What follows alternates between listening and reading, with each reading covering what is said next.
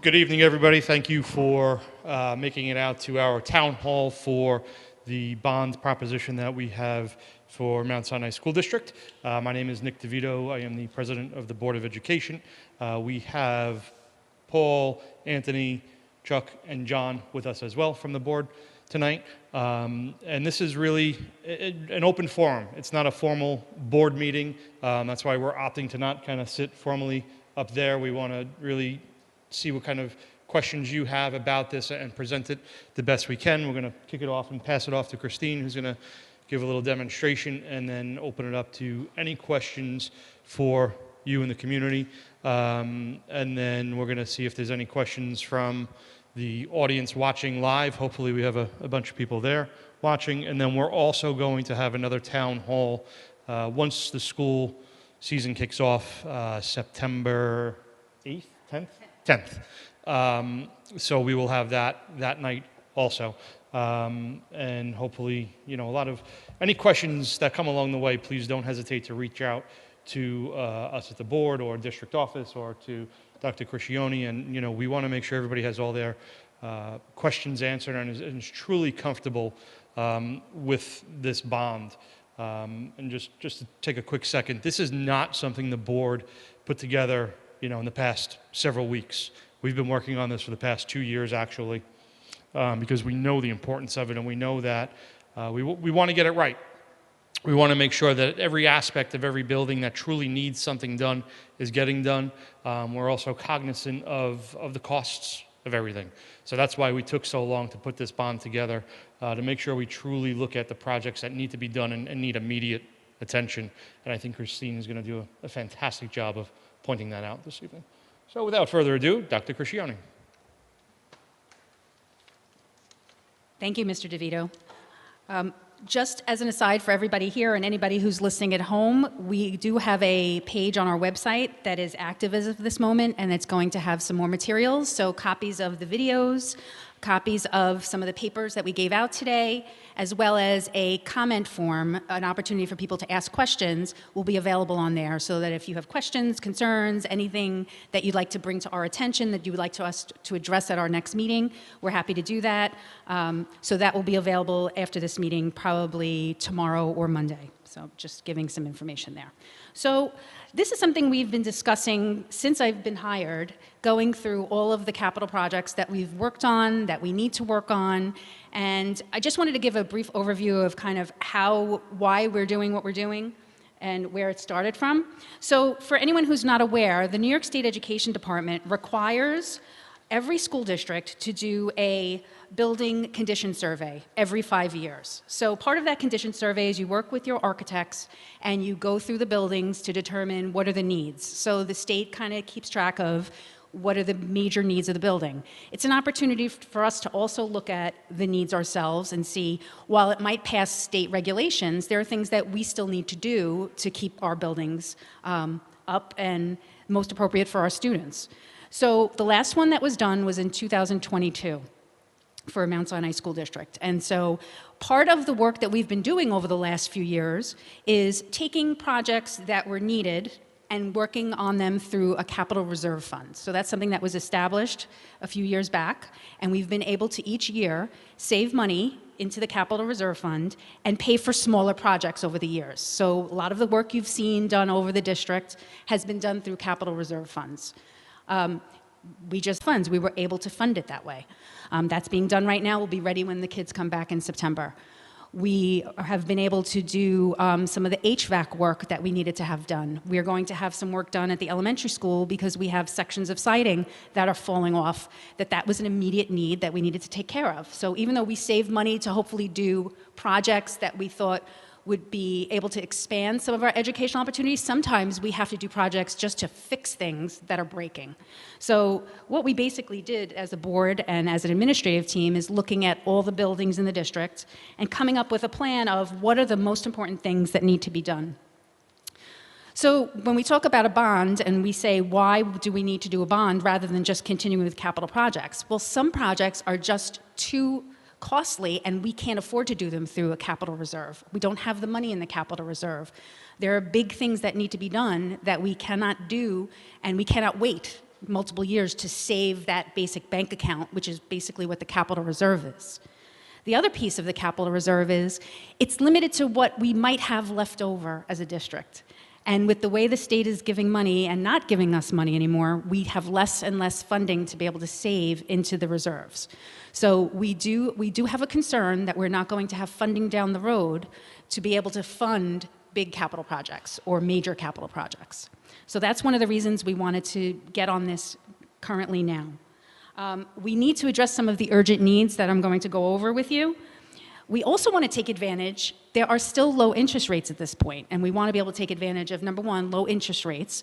And also, right now, the state reimburses us 78% for capital projects. Now, that's a huge number, and not many districts have that number. But we also don't know how long that's going to last. So I can't say that 5 years from now, they will still, in new projects, continue to give us that rate, but that's the rate that we currently receive back from the state when we do approved capital projects. So that's a big factor as well. We really have to respond to some of the changes. There are things that are outdated. We are not ADA compliant in our bathrooms and our student bathrooms. We haven't updated many of the parts of the elementary school ever. There are sections that need to be updated, such as our library, such as some of the walls. So those are things we took into account. We also want to just prevent further escalation of the maintenance costs. You know, we've had to handle a lot of different things as they come up, but we want to be preventive. And we don't want the roof leaking in the elementary school. We don't want a roof collapsing or a ceiling collapsing. We want to fix the roof because it has to be done. So that's the reason why. So what is our priority list? And we have the pictures around the room. Right now, our priority list is the elementary school needs a roof. It hasn't been done in well over 20 years, and we do have leaks in that roof, and the condition of the roof needs a complete rehab and redone. The elementary school playground, you might say, well, why do we need to do a playground? The playground equipment that we have breaks constantly, and it's so old that it's very difficult for us to even get the pieces to fix that playground equipment. And so basically, Big Toy is on its last legs. And we've never updated that playground area for the early childhood classes that we have now, like pre-K and K. So that's a piece we wanted to do part of a playground. Our bathrooms, again, not ADA compliant, so we need to work on our bathrooms at the elementary school and the middle school. Our library at the elementary school has never been updated. We've updated this space, and our elementary school, if you've gone there, you've seen it's never been updated, and it's time for us to have a modern library in our elementary school. We need to update some of our windows at the middle school, parts of our roof. The section of our middle school, which was built in 2006, needs the roof redone. We have a coating area over our roofs at the high school and the middle school. It's an interesting, if you drive around and you see where it's either green or brown, and then you'll see silver peeking through, you can see in some of the pictures, that needs to be redone. That's sections of the coating of the roof. So when we say that, that's what that means. Our auditorium seats, you can look at some of the pictures. If you've been to our high school auditorium, you'll see that they are ripped, broken, off in pieces, and so those need to be replaced. We need the floor redone. Our high school gutters are broken in sections, and those need to be replaced. We need the ice guards fixed. And the piece de resistance is that we need the roadway fixed in the district. So one of the biggest complaints we get, and walking in the door, it's the first thing everybody said to me, is we need to fix the roadway between the elementary school and the middle school. The driveway where everybody parks on the grass, driving where the speed bumps are, just the way the whole roadway is. So we have a proposal to fix the roadway coming in from 25A all the way through the middle school at this point, and that's the majority of the roadway that causes the problems.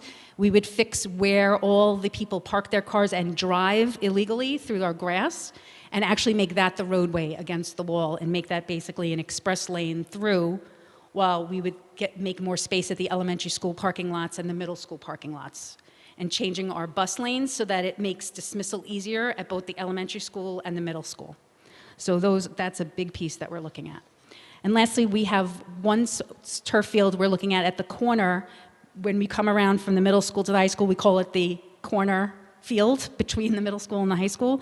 That's used frequently, and we are looking to put turf there. A lot of people will ask, well, why do we want to do turf? Why are we always doing that? We also have a very small maintenance crew. that rides around with lawnmowers. There are 4 people that have to maintain this entire campus. And the more turf that we're able to put and replace our fields, the easier it is and the more cost savings we have as far as maintenance is concerned in the district. So by having a turf area, we don't have to worry about watering the land, we don't have to about maintaining with physical people, cutting the grass, and it's a huge benefit to us. So whenever possible, it's great if we could possibly turf some of our fields one at a time. So again, here are some pictures of our priority list.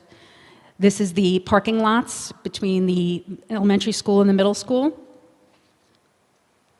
We have the roadways, which just in and of themselves are cracked and need to be repaired, but you can see the areas where people use it as a roadway, and that's that grass area that's to the east of the elementary school. The other thing that we've done is we've written a letter to the state about the exit on 25A from our district. And so we are putting in a proposal to change the lanes going out of the district and coming into the district. And we're hoping the state will allow us to adjust that because the traffic leaving the district is horrendous in the afternoon. If you've ever come to pick up your child or you've tried to come in to pick up your child, you'll know that you can get stuck because it's only one lane going out. So we're investigating if we can do that as part of this project as well. Our elementary bathrooms, as I had said, we're not ADA compliant, and we have not upgraded our bathrooms, so those need to be redone. These are student bathrooms. Our elementary roof needs to be totally redone. Our library is the original library and needs to be redone. Our playground, that's Big Toy that we are limping along with and has to be fixed each year, and each year we have trouble finding the pieces for it. So that's something we would want to fix. Our middle school bathrooms.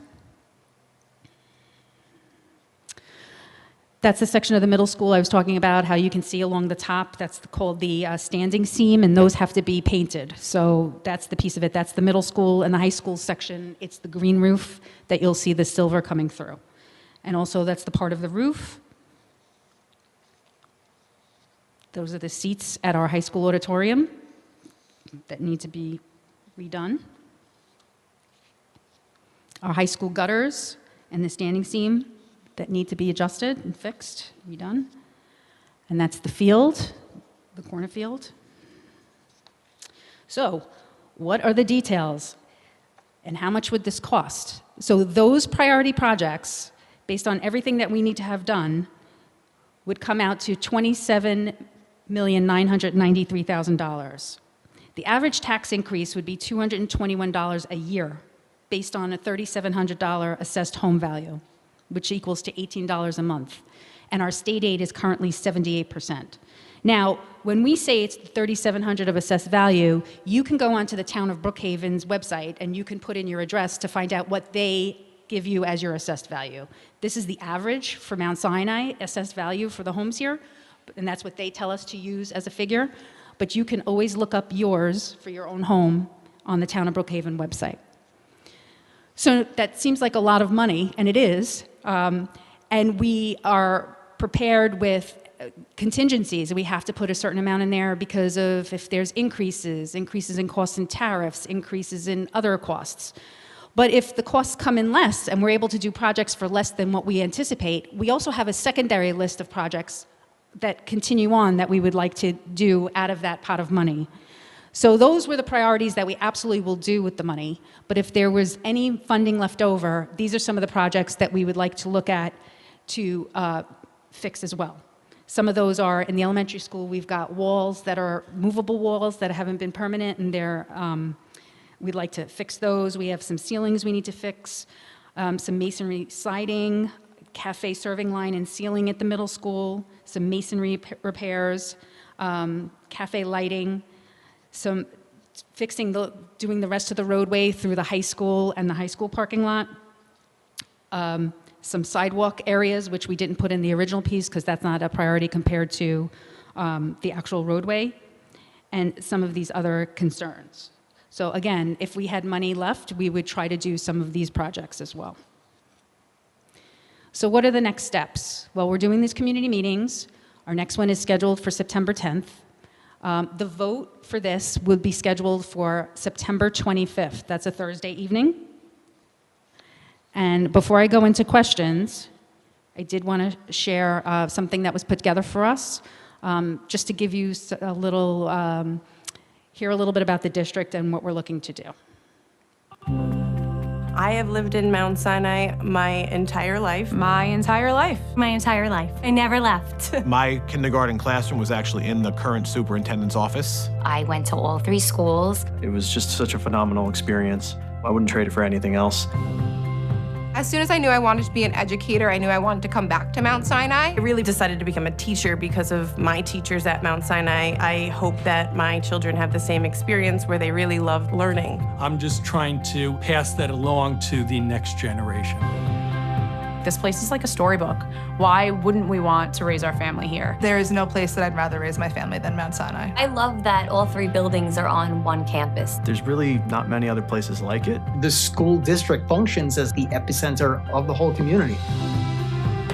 In Mount Sinai, our schools are the heart of our community, places where our children learn, grow, and prepare for a bright future. On September 25th, the Mount Sinai community will vote on a bond proposal designed to fund vital upgrades across our district so that we can continue providing the safe, modern, and inspiring environment our students deserve. These improvements include replacing aging roofs and windows, renovating bathrooms, updating playgrounds, repairing roadways, and enhancing our learning spaces, making them safer, more functional, and more welcoming. This vote is about so much more than infrastructure. It's about investing in the future of our children and preserving the legacy of our community. It's about fostering student achievement, igniting pride, and bringing us together as one community dedicated to excellence.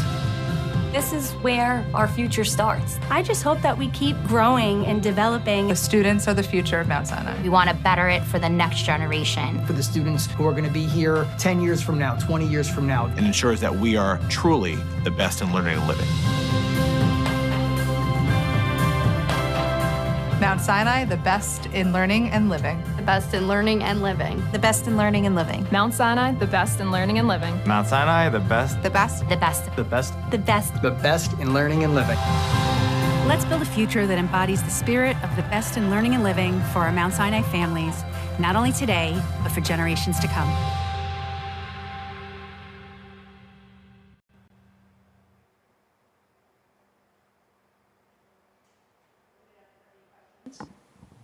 That anyone has? I know the board, I don't know if any of the board members want to contribute or say anything. Sure. We can put up a sense of that. We can get that up on online. Absolutely.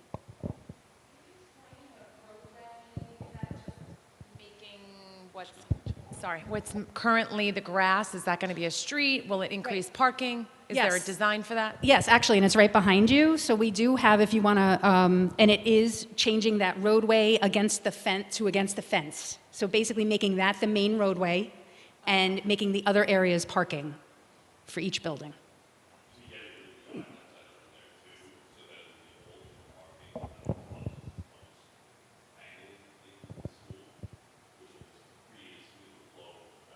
Gotcha.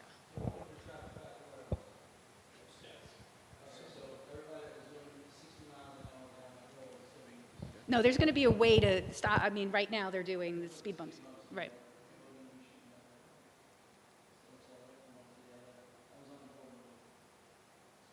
Mm-hmm.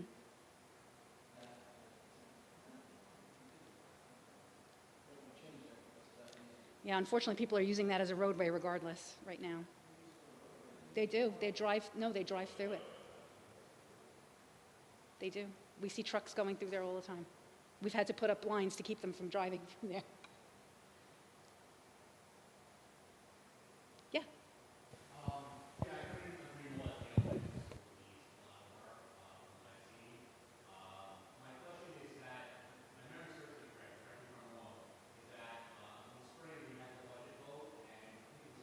$2 million, and we roof down to the roof? I know that roof has to go away. It's actually not it wasn't the roof, it's the siding on the back building of the elementary school, that modular building, it's for the siding around it. The walls.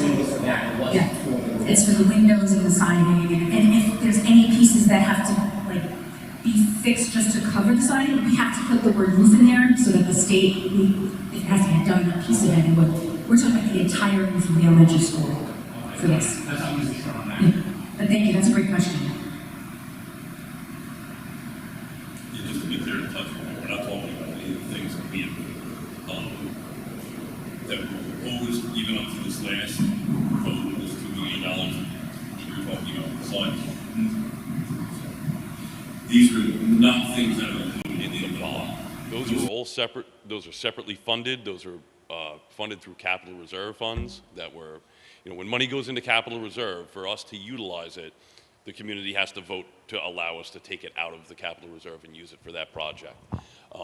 That project that you're speaking of, that was the $2 million in that. This is all separate. Since the last bond vote in 2017, that bond failed. The district, since that time, has been working to chip away at a number of the projects that were in there. But part of the reason behind needing a bond is because things come up. We had no intentions of needing to do anything on the siding in the back of the elementary school. There were water leaks, and the water leaks caused damage. And we've had structural issues with the facade on the building as well. The facade has to be removed to access to repair any of the structural damage that's inside those walls. That's a project that came up through the course of this past year. We have to do it. So any plans to do any pre-existing repairs or improvements, we weren't able to utilize that money for. Unfortunately, that money is limited. It's only whatever the excess is in the budget after the fund balance is filled that we have to put into capital reserve and use towards these projects. It might be $1 million, might be $2 million. It's never going to be enough to do some of these major projects. As we move forward, we're seeing revenue decrease to the district from the state. Our state aid to the district, which makes up about 1/3 of our budget, has stayed stagnant now for, this will be the 3rd year in a row that it hasn't changed at all. Our tax levy is capped, and we suffer the same things that every homeowner in this community suffers as a district. The cost of the food to feed the kids, the cost of transportation, the cost of fuel oil, the cost of electricity, everything goes up. But our revenue stream is not going up. To see these projects through and to get these done, I mean, if you look at these lists, these are infrastructure lists. This isn't, just something pretty, that we just want to do for the sake of saying it would be nice to have. A lot of this is infrastructure. It's things that need to be improved. We have a building that's 60 and change years old, a building that's 50 and change years old, and a building that's about 35 years old. And we've been struggling to maintain with the capital reserve that we have to make the improvements that we need to make.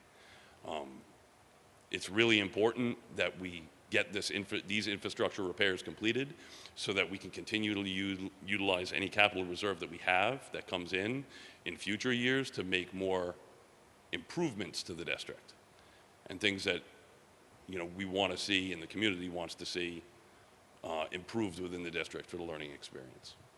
Sorry for the long-winded answer.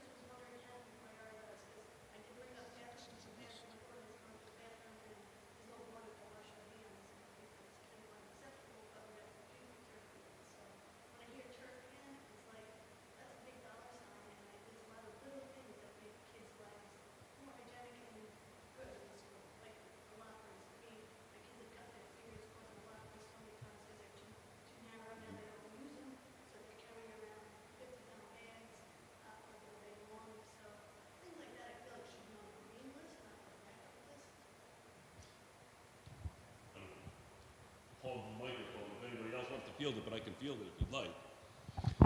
So that's a very good question, and that's why I said we took 2 years to really put this list together. And as Paul just stated too, some of the items that were on this list were never even in design, just because of issues that pop up and need immediate attention. When we look at the lockers, for example, compared to the turf field, the cost of the lockers compared to the turf field is exorbitantly much more money. So that means several other things would have to get bumped out. In regards to the turf field and how do we pick a field like that, it's also a matter of, like Dr. Criscione brought up, what is the cost of maintaining the landscape in that one area? And what will the benefit of the turf field be? And it's also just, it's not just a field for one team. It's a multi-use field that the entire campus is going to be able to use. So, it's kind of like Big Toy also, right? It's, we don't want to spend money replacing a playground, but we don't have a choice because it's becoming unusable. And at some point, if we don't fix it totally, we're going to have to shut it down. And that's not something we want to do, because then everybody's going to say, well, where are my kids going to play? Okay. The problem with that turf field or the corner field right now, too, is the way how many teams use it and the injuries that are occurring on it because it's so uneven. So we have to look at that part of it as well. It's hard on us to kind of figure out, and this was one of the avenues and one of the concerns we spoke about was this field. And the board spent about, 3-4 hours talking about a turf field, the need for it, pros, cons. And it did, the pros to put it on outweighed the cons of placing something smaller that necessarily we wouldn't feel or see the big difference in.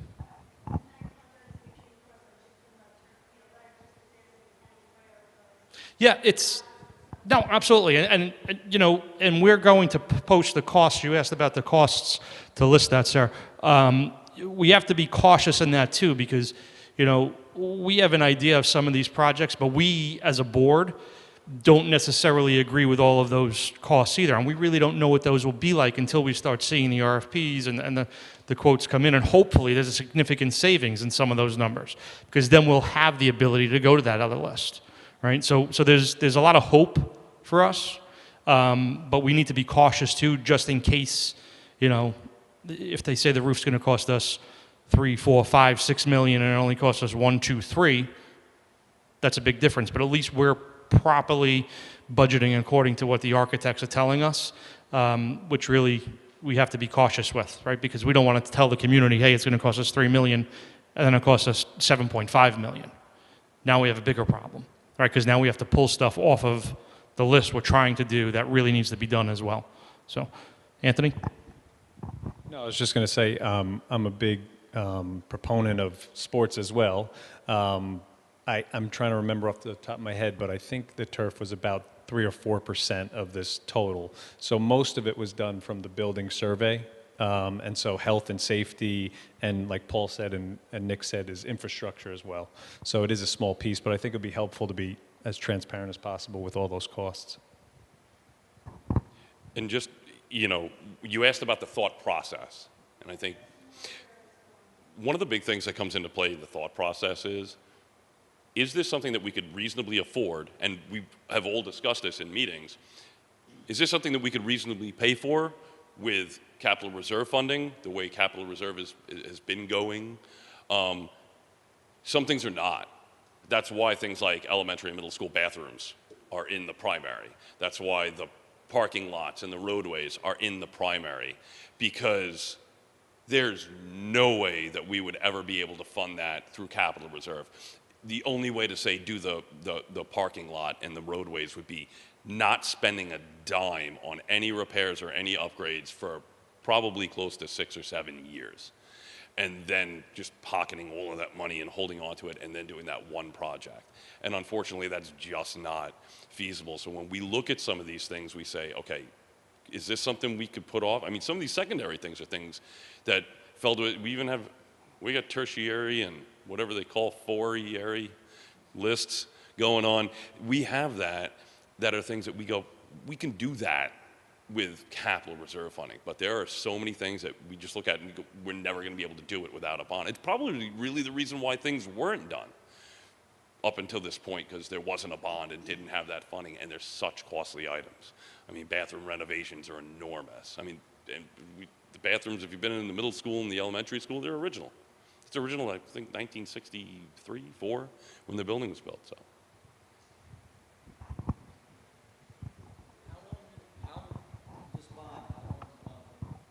15 years. No, we don't have any bond on the books now. Oh, yeah.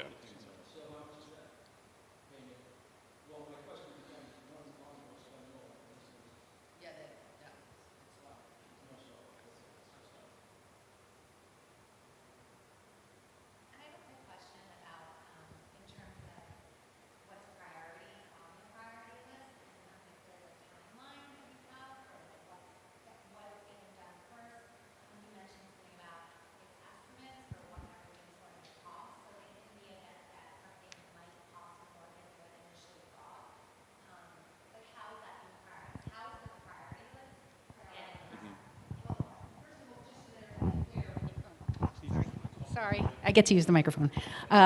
When you have projects that have to be done in a school district, you have to apply for the state approval for any of the projects. So once, the bond is approved, the projects go up to the state for their approval. And what we would do is the reality of when can we do the projects when students are in the building. So is it feasible if we get approval within 3 months or 4 months to start bathrooms? Depends on how long it takes with the contractor. We have to get, we put out RFPs, we get the proposals from the contractors, and then depending on timing and whether we can do work over vacations or we have to wait till the summer, you know, that's how we would prioritize. Obviously, we want to get the bathrooms done as soon as possible. And, you know, some of the other pieces, wherever possible, if it's coming apart or something, we'd want that fixed immediately. But again, it's the logistics of when students are in the building, when it gets approved by the state, and those come into play as well.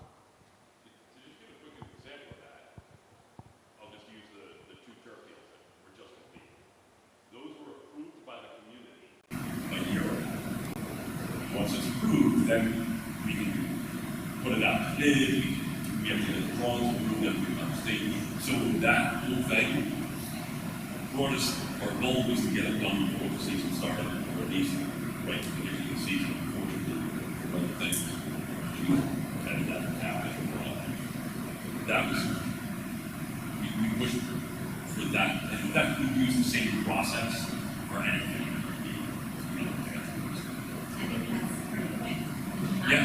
Yeah, no, obviously not everything can happen at once, right? And so, you know, it's a matter of, you're going to weigh different, what can be done with students in summer, what can be done during winter time, or over winter break, or in the cold weather, or what needs to happen in the summertime. So these are things that it's going to have to be broken down. You know, probably a number of things that will happen next summer. It also depends on, you know, there's work that we planned on doing this summer that the materials aren't available. So, you know, if we don't get it done before the kids come back, we have to wait till a break or a long weekend to be able to do some of that work. So that also comes into play if materials aren't available. One question is, why do these first meetings in the middle of the summer when there's no weather? And why are we pushing further into the year so that other people get a chance to know what's going on and see what's going on? It's like one meeting there, Right. So we're having another one of these in the beginning. When school starts, everyone will be back. So we have one early September. The other issue is we're limited. I'm sorry. Okay, thanks. We're limited in the time that we're allowed to use voting machines. So we can't use voting machines between October and December. And we really didn't want to do a vote in the wintertime when many of our community members are away in Florida or the area. We wanted to give them the opportunity to vote as well. So we want to be transparent to let them vote. So we will have this again in the beginning of September where more people can come and hear more about it. And we are also going to be talking at different venues as well, probably the Civic, maybe some other places. Can you explain that state reimbursed 70% in like legal term? Is that like when you replace your windows and you get everything? Is that kind of? So every school district gets a different rate of state aid based on whatever factors they create up in the state. I can't pretend to know how they come up with this rate. It ranges anywhere from 0 to, I doubt anyone gets 100%, but perhaps someone gets 100%. We are blessed that we get 78%. In many districts, they only get between 50 and 60% money back. So for every dollar we spend, we get 78 cents back from the state. That's right now, though. I was just going to say, does that get used for the secondary? That's part of it. Can you possibly speak to that? It's part of just the funding that comes back to us. We get it back over time. It's about 115 years, 78%. So it's not like we pay 27. They give it to you right away. Right. Use it right away. Thank you. Sorry. Again, I'm sure the significant things the kids are fanatic for that. Let's just say that we put this out and the bond doesn't go through. Yet that is a priority. What do we go after that? Is there a contingency plan on things that we get cut or any forgive plan for that? We probably have to do the different sections, the most priority sections first, and we have to look at our capital reserves and being able to do it that way first. But it does have to get done. The elementary move absolutely has to get done. Funding for any of these problems right now. That we want to be able, this isn't, we would have a budget vote, or annual budget vote, they say the budget was voted down, there's a contingency. There's no contingency for a problem. We either pass a bond and the district has the money to do the work, or that's what happened in the 2017 budget. The bond didn't pass. And there were a number of things on there that, about 8 years now, and we've chipped away at most of my lives. But it's taken 8 years, and there's still plenty of that that's left. Again, none of us have a crystal ball. As I said before, the state aid is stagnant now for 3 years. And with the tax cap, our cost to educate a student is increasing faster than our speed is increasing. So the ability for the district to put money into capital reserve, which is the last place is diminishing. So that's why we're looking at it now. So in this environment, this is really the best time for us to get a bond and take on these projects. And get these things. A lot of these are things that we don't see happen in the foreseeable future. There's still projects that are on the first bond that has paid for therapists, and some of them are still. Yes. Yes. And just to add more to what you had asked before about the state funding in each section, that money that gives us more state funding. So that 78% comes back to state funding that we can then use for more projects down the road. So it would, in a way, be used for that. So yes, it could. Just over longer time. I have another quick question. Just about how this blocks the community to just raise awareness. Just also looking at past numbers of things like voting on the budget, we historically don't really have, many of the parents of the district tend to not be as active in going to vote as some of the older community members in the district. So are we going to be talking about it like after school night? Is there going to be a table set up? How are we getting this out to the parents to show that it really is going to benefit our children? And for that small increase, it really is something we need to make a priority and have community members understand this is really going to help them. That's a great question, and yes, that is our plan. We plan on having a table at the open house nights. There are several other open house, welcome orientations. So we plan on having all of these pictures out for the community to see. We do not want the community to say, oh, we didn't know about this. We want to get it out there as much as possible. And that's, we're also going to rely on partners of the school too, right? to the Friends of the Arts, the PTO, the Booster Club. You know, we want everybody to share this, right? And it's not, we definitely want you to support this as those organizations. But more importantly, we want you to say, hey, go educate yourself and listen about this. We can post, the 6, 7 of us can post this as much as we want. The district can post it as much as we want. But everybody else posting will help with that, on top of the back to school lights, on top of the orientations, on top of any opportunity we have or we know there's going to be school attendance, we will be there. It's posted on all our social media, so feel free to snatch your phone and see how it's different. Nick said it, that we've all said it. No, we've said this for 2 years. We do not want to hear from anybody that has no idea that they weren't. We're using everything we can. The last time, everyone's on social media, what I do is no town halls like this, use nothing we want people to know about it, share it, discuss it, and understand it. All of the information Christine has put out there is on our website. For more in-depth information, just flyers. We didn't think there was going to be a tremendous turnout tonight. We're really happy that we got this turnout. But we're hoping to see even more. That this is an open door for people to start gathering information, and then maybe next month come back to this and have even more questions. And get that information out. I'd love for us to be forced to sit up here because the room is filled. Right? That'd be a great problem for us to have. That relies on you as a community helping us do that too. Everybody here has great questions, but come back with more questions. Come to the Civic Association when we go there. I think that's September 14th. So again, we'll use every avenue we possibly can. But the 7 of us in the district just posting on media and doing it on our own, we want it. We want the good questions, we want the bad questions, we're not hiding anything, we want to be upfront with everybody, so everybody knows the true facts. And some of these are ugly facts. I mean, when we did our walkthrough not that long ago, and we looked at these bathroom floors, you can't tell from here, but these floors are actually starting to cave in spots. So, what happens when a little guy is standing there looking at the bathroom and falls through, right? Obviously, it's not happening, but it's pretty close to that in some spots. The roof, right? So we don't want the roof to give in.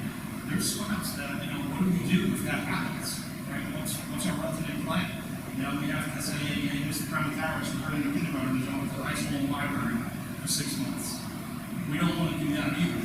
We don't want to stop the education of our students, and we won't. But we need to bring down on top of the infrastructure of these buildings before these issues become bigger, become much harder to solve and cost more money to do so.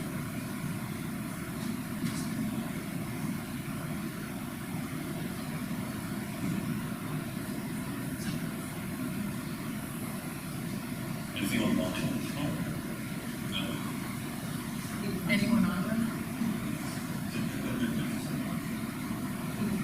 If anybody is watching, you can take a question.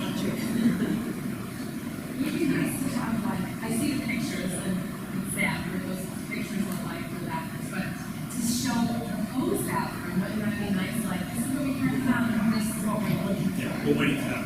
Because I think people would go, oh, that was kind of like, what is actually going to happen as a library? You can't make it larger, but how is it going to get?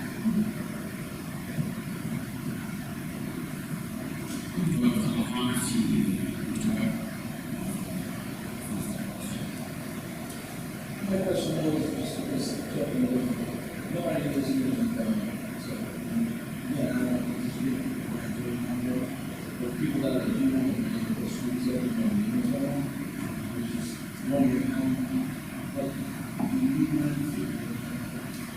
when I think it's the other side, we have phone call and maybe watching And Mr. Turner, and it was on the actually radio station today.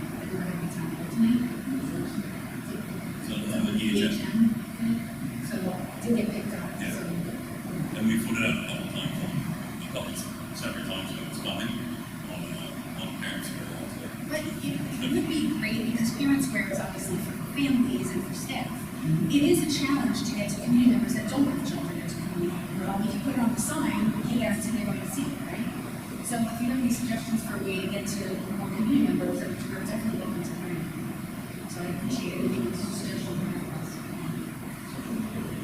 Social media, but some of our older, maybe not everyone on social media.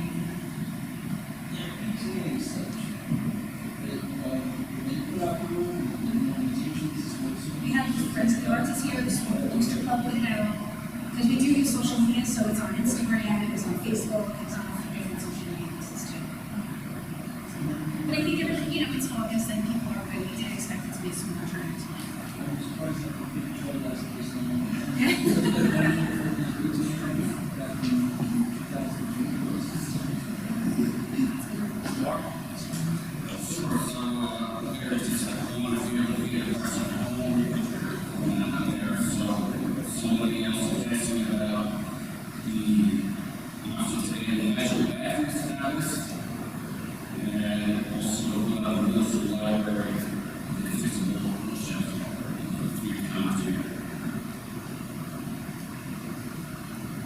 Well, it wasn't on one of our priorities that it has to get done.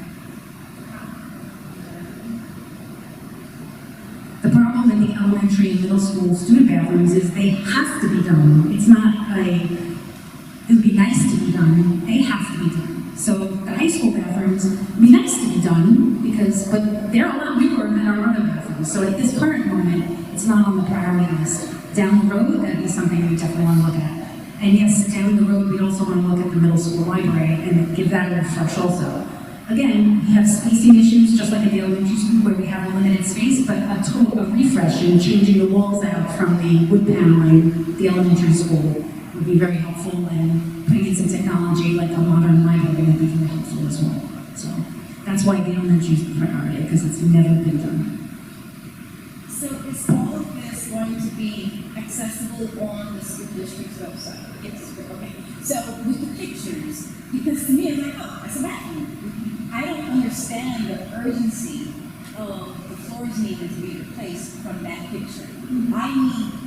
I think people that haven't gone, that aren't attending the meetings, they need to actually be able to read that, to understand the severity of it, that children can get hurt. When you talk about children, their welfare, that's when you get their attention. That was one thing. And then the second thought was, do you maybe to get the word out through community events, like how we have a concert and a free movie night, or maybe having someone there with information, and putting candy out and attract people over, and tell them that, it's sometimes it's a matter of just visibility. They have to keep seeing it. It's like, what are they talking about now? Okay, fine, we got your attention, and then they come over. Thank you, I appreciate your input. I think you're right. When you talk about safety, a lot of people just automatically assume you're talking about school security safety, right? And looking at these pictures and being here, you can see it's more than that, right? It's about the well-being of our students on a day-to-day basis. Going to use the bathroom and washing their hands, right? That's safety. Not falling through a bathroom floor. These are safety issues that desperately need our attention, and I think the will do too is really need our attention. Blow these up to a little bit or really put some, hey, why don't you keep falling right here? On the website, it'll be easier to be able to do that. So that's because we are doing that right now. We haven't finished it yet. We just created that site, so that's very helpful because the people in this room are the ones helping me make that website. So, yeah, there's definitely a lot of things in this that are not necessarily outward facing that you can just see through a picture. Some of it is structural. I mean, obviously, there's not much of a bathroom that everybody's good at it. It's like, you don't need bathroom in a 65-year-old bathroom. But some of the issues that have significant structural that are other than now things that we do.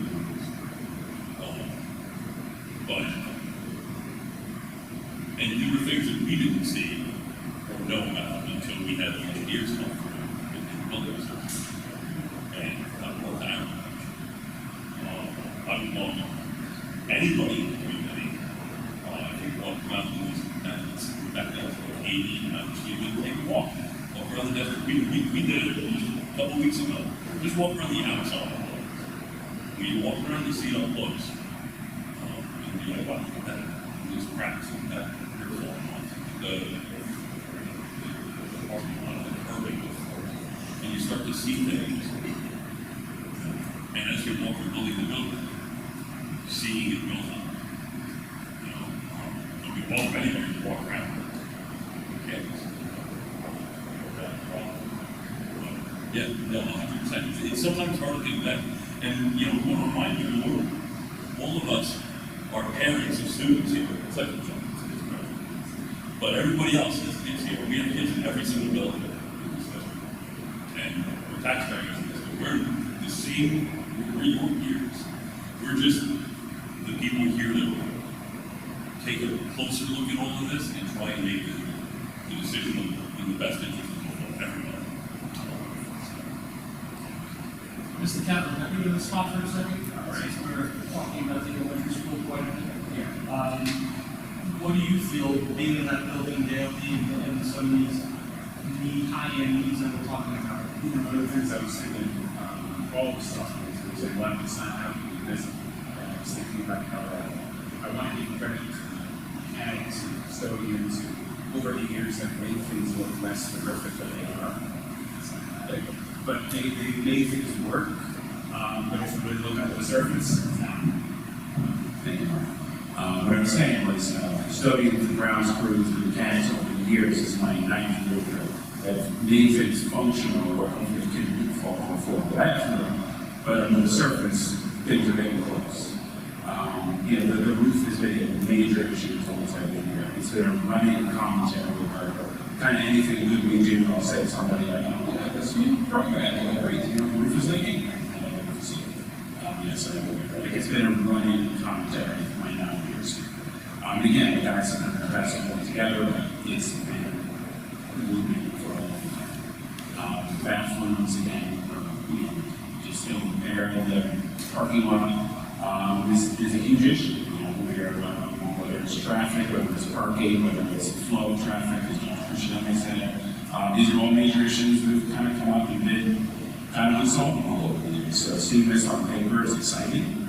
These are a lot of things that are overdue, but like Paul saying, couldn't be done without something like this. So it's really exciting. I agree with the prioritizing from elementary level and district-wide level. These are the things that have been constantly going on. I just jumped in before, I think when you said it surprised me until I asked it this morning. I said, I want to ask it implications. It's been hanging on. And repairs come up, and we've had many commentaries over the years about the cost of repair versus the cost of new window. Because things come up and just say, oh my God, it's big clear that. Victoria shut down. It was. It happened to be my first or second year here. I remember Victoria shut down for a while. We took the parts. And we couldn't find the parts, and again, we've had grounds crew, like do this, or fix this, or close this part off, and again, it makes it fully functional, but there's a ticking time clock, and that's going to go too. So seeing all this stuff on paper is exciting. I agree. I completely agree with her. This is all long overdue stuff that hasn't been able to get done, and it'd be great if it gets done. This would be fantastic. Question. It seems like it was asked a couple of times about the crime list. What gets done first? I mean, there's a lot of projects, and you can't all be done all at once. So, what is the order that these projects will take place? So the first priority list, basically, we have to look at the timing of when it gets approved, and what time of the year it gets approved by the state, and when we can have access to the buildings to do any of the construction or work that has to get done after it's gone through. Once we get the approval from the state, we then put it out for bids. We get an approved company, and then we lay out a timeline for the different projects. We have, right now, the projects that we had from 2 years ago, which were all the doors, all the, fixing the doors in the district, putting in the security system, and doing home. They're all being done at the same time right now. So it may sound like a lot, but it also depends on the contractor and how many people they have available, things like that. And so we would then look at what are the most important things at that time and the time of the year. Is it summertime and then we can get a lot more done in the summer? Or is it during the school year we can only do some external pieces maybe that aren't in classrooms or in the building? So it kind of depends. That's why we're not giving you a fully clear answer because it does depend. Somebody's going to take more time to design the architecture aspect of it. I mean, when we talk about money, you know, if you go to the store and you buy something, you give money, you expect it right then. Unfortunately, for us, the money is the first one. And then from there, we would design phase and give it a final design and architecture has to be with the state. It can take anywhere from 6 weeks to months to give us an approval. And we can't move forward with the RFPs until that point. I think once we have the bonds approved, and we can start supplying things to the state and getting the approvals from the state, when those come back, is when we can start to get an idea of if they came back, let's see, February. Now we can open out RFPs, now we can start looking possibly doing something, our projects will come back, doing something. Summer, it needs to be done in the summer, you know, during the school year, yeah. So it's just a matter of getting from the first step to the second step, which will then dictate the third step, which then dictates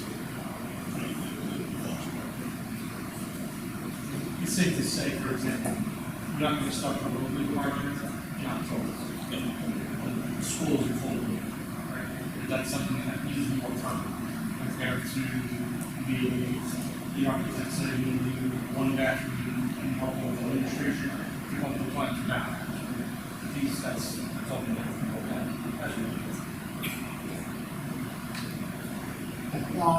On the secondary place, on the elementary school, has the bedroom ceiling updates. Is that just a refresher, or is that through a work package that they need? That's more of a refresher because there's sections of the elementary in the back. If you notice the ceilings, the way they curve up, and they don't have a standard ceiling, so it's adjusting those things. Those are not crashing down.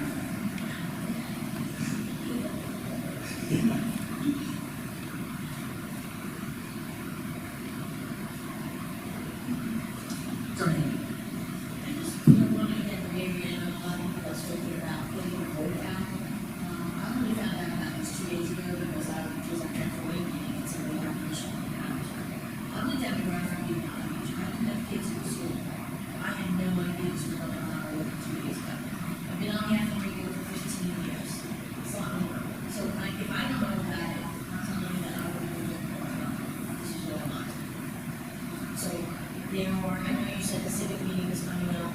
There are going to be nights in Heritage Park, August 22nd, and you're going to have a concert. Most of your council uses the building for some of their after school programs. Why are we asking Bobby Woods to make announcements at the meeting at table that you're going to buy? After those concerts, after those building nights. You're going to get a majority of the community there because there are a lot of kids movies. So, maybe those were things that, we should be going through the school, which we don't want to be just handing them down and saying,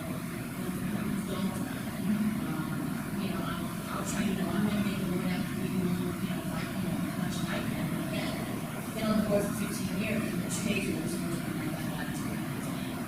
So that, so he's not getting it. Not everyone uses social media.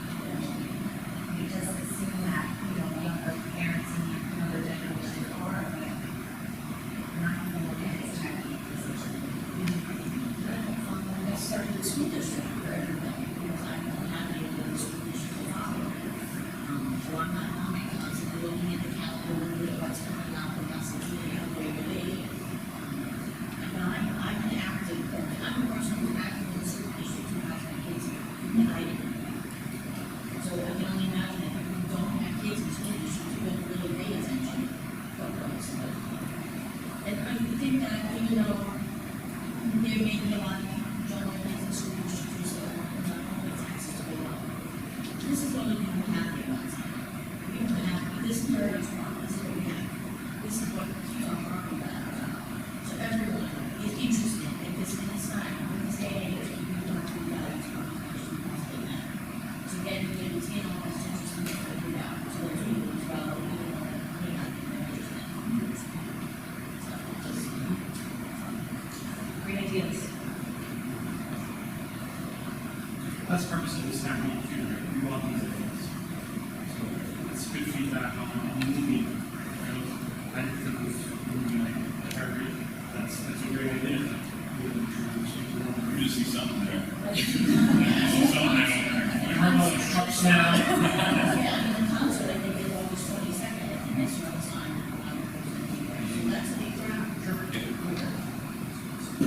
And we want people to understand, it's terrible. I think that that's fantastic.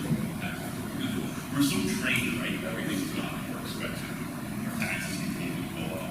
But, and we saw the routine about this earlier, that my wife and I were on friends for the Indian, from plenty about this, that we were talking about the bonds and just the walk back.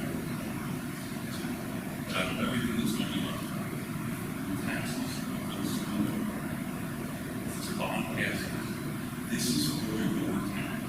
This isn't your tax money that disappears off my deep and third. Fund some program or somewhere else that you've never seen this competition out. This is coming back to your school, your town, your kids. Even if you don't have kids in the school at this time, every single person in this community benefits from an educated community. What better place to see money? At least you could say, yeah, I'm not paying this much money, but it's going right here to this, I don't know how many acre campus, to serve these 2,000 students and to serve my kids and my people. It's something you can put your finger on. And we hope that people realize that. And it's not like politics or families. Just goes away. It's right here in my backyard. It's just not a property values. Obviously, it's really about education. It's about it's about that reputation that the town Sinai has for a 5.5 square mile town with only 2,000 kids in the district.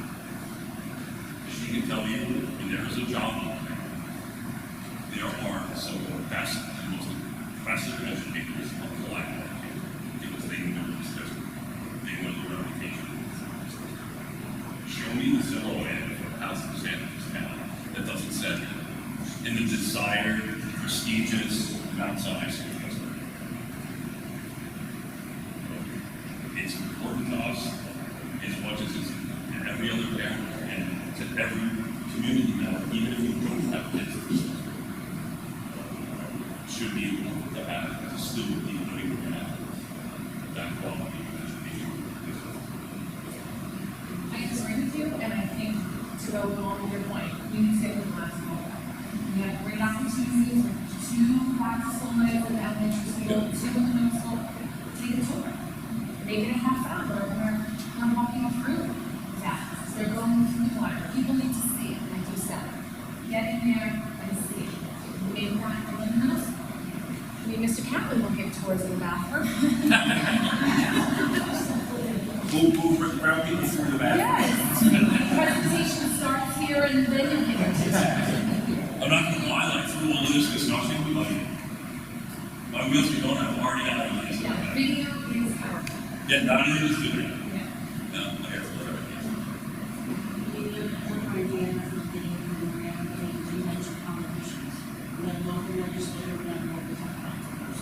Get into their office and let them get it out to their neighbors.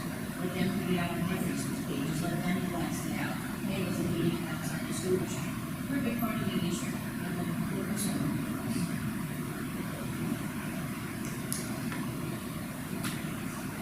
Yeah. The online one?